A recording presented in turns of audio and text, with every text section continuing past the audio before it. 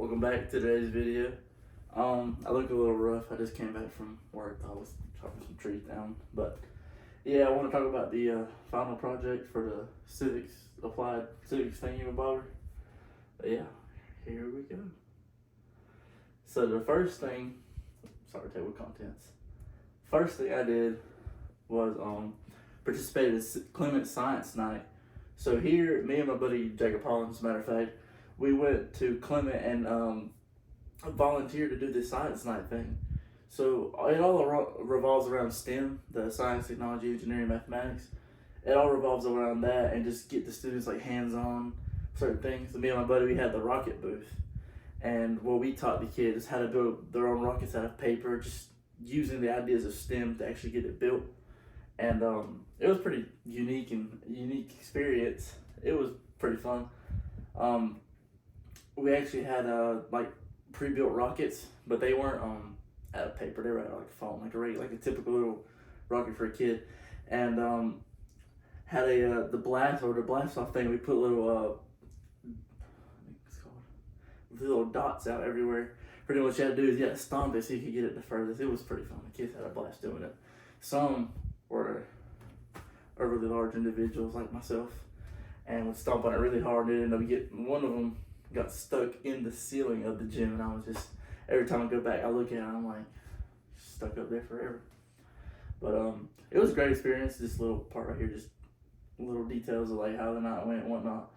But after they built their own rockets, they got to test them out, and some obviously they weren't able to construct a cone to keep the air in, and ended up just the cone would either go off by itself or then the tape would come off or something. I don't know, but one of them did. He done good, and he went pretty far. But yeah, here's some pictures. Oh, that's back. Here's some pictures. The Clement Fire Department was also there, or the volunteer fire department. They were just showing them some things. Really won't nothing too special. But yeah. The next thing, there's a trend here about Clement. I participated in a lot of stuff at Clement because I'm from the Clement area. I'm like 2 miles down from the school. But here, me and my girlfriend attended Clement Field Day, and it was a great experience. Very hot that day, and the girls that went on that trip with me, I was the only guy out of all the other volunteers. I don't know why. But they were all sitting there rolling their sleeves up a mess, tanning because the UV was at God knows what number. They were going crazy. I was just sitting there like, oh well. But it was pretty fun.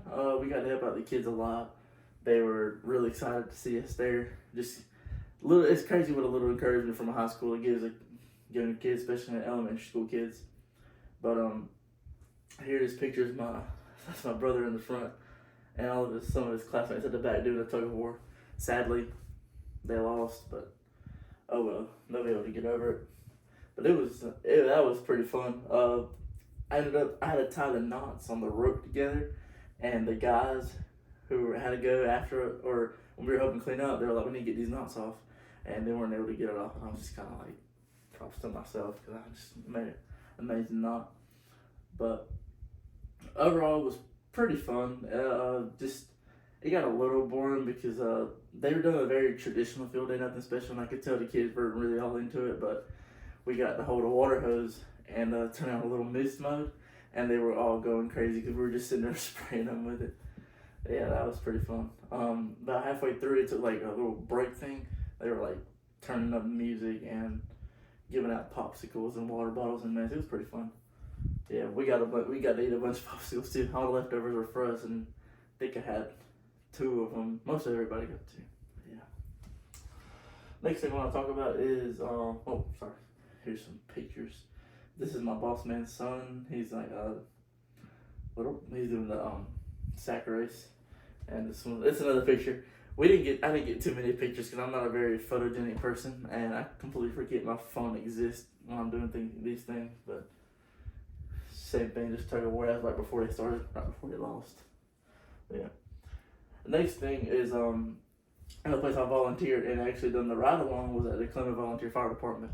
I recently joined the fire department a while back in close toward the beginning of April, and yeah, it's been something. all I gotta say is it's just been like the experience has just been insane. It's something I've never done before, and it's very new to me. But now I've had close to 2 months of the training. And it's like just mind blowing the amount of things firefighter do. Because you just think, oh, they fight fires, but there's a lot more to it than you think. But yeah, here's me and my buddy. We were on some turnout gear that night. Matter of fact, we were hose testing. But yeah, it was a good experience. So the first night I ever got there, they were doing a fire class for people who had been doing it for a while, and the class was being hosted at Clement Fire Department. And actually, the SEC, Sanford Community College, was they have a fire program also, and they were getting certified through that class. And the volunteer fire departments or the county, one of the two, I'm not sure on that, but they actually pay for your courses, so it's completely free. And you get, as long as do good on all the training and the classes and mess, you get your full certificates, or you get fully certified for the fire department. It was awesome, and I couldn't participate there because you have to. It's really serious. Like once you join, you have to give your social security card, all that personal information. But that day, I obviously hadn't turned that in, so if I would have got hurt, we could have blamed it on them. But obviously, we won't do that. But what they done is they got saws. They call it K12. It looks like a giant skill saw. If you're not familiar with what a skill saw is, it's one of them that they use to carpenters use to cut like big sheets of plywood or stuff like that. I don't have a picture of it up here. I probably should, but it was like a giant skill saw, and they call it a K12. It's huge.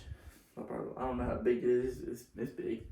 And what they were doing is they were doing ventilation training. So what you do is there's this huge fairly tall platform, probably like 10 feet tall. And what they can do is they can angle it. So what it's supposed to represent is the roof of a house. And when there's a huge fire and it's like really, really bad, it's just like getting bigger and like the flames have nowhere to escape. And that's when they start going through windows and stuff like that. But what they do is they cut holes in the roof so the flames could go out of there and all the smoke and mess in the house can just go out through the hole because heat rises. And everybody else had on their full turnout gear and everything, climbing up the ladder, and there was 2 of them up there. And what they do, they stick the stake in the roof for you to put one of your feet on. And so one of your foot's on something called a roof ladder. It's a normal ladder, but all it does at the end, it's got these little like J hooks, and what it does is it hooks onto the corner of the roof or the peak of the roof. And they get the one foot on the ladder and then the other foot on the little stake thing, and they sit there and they cut holes through plywood is actually there. It's really interesting to watch. Hello? No, not yet. Really? My presentation was going so good. I'm sorry. It's okay. Luis. I'm so sorry. That's okay.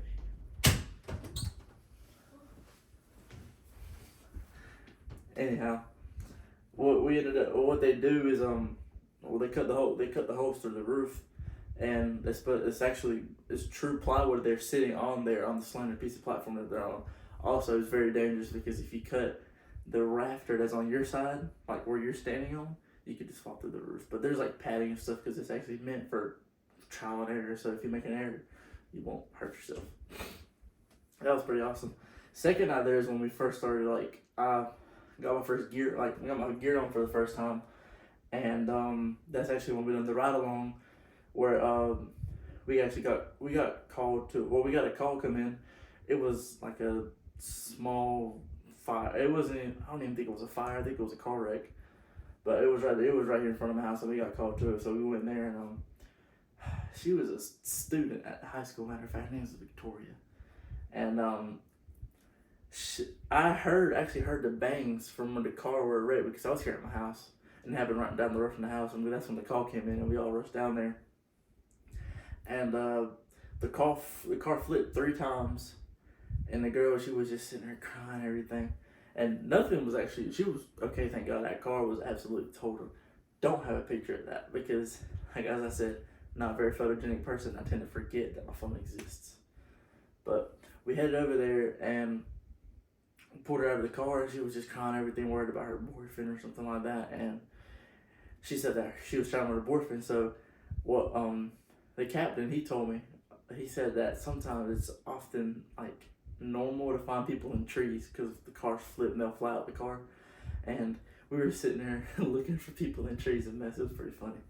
But no, he wasn't in a tree. He was actually at home because she was drunk and high at the same time driving. So she actually ended up going to jail later. I think a week later. So, but her mom came out there, and you would think a parent would be sitting there sick and worried about their child. Her mom was sitting there. If anything, she was laughing. I was just kind of like, I wouldn't expect that from a parent. But I guess she knows how her daughter is. But yeah, it was the experience there. Fire department varies extremely. But that ride along was really fun too. And obviously, I was a newbie. I was a new person. I didn't want to just sit up, like put my phone down and start taking pictures of everything. So that's why I didn't get too many pictures. That's just a few. Like I said, that night hose training, really fun. What we gotta do is actually learn the hoses right there. So those are right there. They call them bunny ears, and it really helps because that hose is over 400 feet long. And having to pull it out and walk through different objects. We actually had like a little course. It was like they set up these little walls and you're supposed to be able to walk through them. And the way you hold the hose is what's supposed to the way you hold it is really depends on like whether or not you'll get really tired before you get to the door. Because what he tells me, our captain, is that if you're just sitting there pulling a hose like it's like a regular garden hose, that hose is heavy because it obviously has to withstand a lot of pressure. And just walking through, he said, especially around these areas where there's a bunch of trailer parks in the mess, walking through these areas, like you can't just sit there and yank it because it can get caught on a tire, a bicycle, God knows what else, under a car. He said you carry most of it on your back, and as you're walking, you'll feel the little clip, well not little clips, where they hook together. You'll feel them coming, and you just drop that one section and just keep walking through. And it took us a while to get to where we were able to do it the right way, but we finally did. And after the last one, we just didn't we had 3 hoses out, and we ended up just putting 2 of them up and had one of them out. And we sat there and we had to do pressure tests on it, and we pulled the put a little lever on the truck. What it does, it pressurizes. It fills the water hose up. Well, it fills the hose up first, and then you flip a switch, and what it does is it pressurizes it to I forget how many gallons it is per minute, or the PSI. And you open the hose, and I was thinking I'm a bigger person. I thought it was strong. That hose, he said, it don't matter who you are. When you open it, it'll sit there and blow you back. And that's what it was doing. My buddy was sitting there behind me, just holding me back so I won't fall. There's actually more pictures on the next slide about it. Right here. That was me right there. I was holding on. I put that picture again because I didn't get many pictures. But that was a different night. Matter of fact, sorry. A different night of hose training. But you get the same concept. That's my buddy Will, and that was me. He's there. He was just holding up the hose for me because we were like, I think, moving. And Captain got a picture of it for us. He said he thought we were cute. But yeah, we got to sit there, and he was just kind of bracing me back so I wouldn't fall. And yeah, that's everything. Hopefully you give me a good grade for this.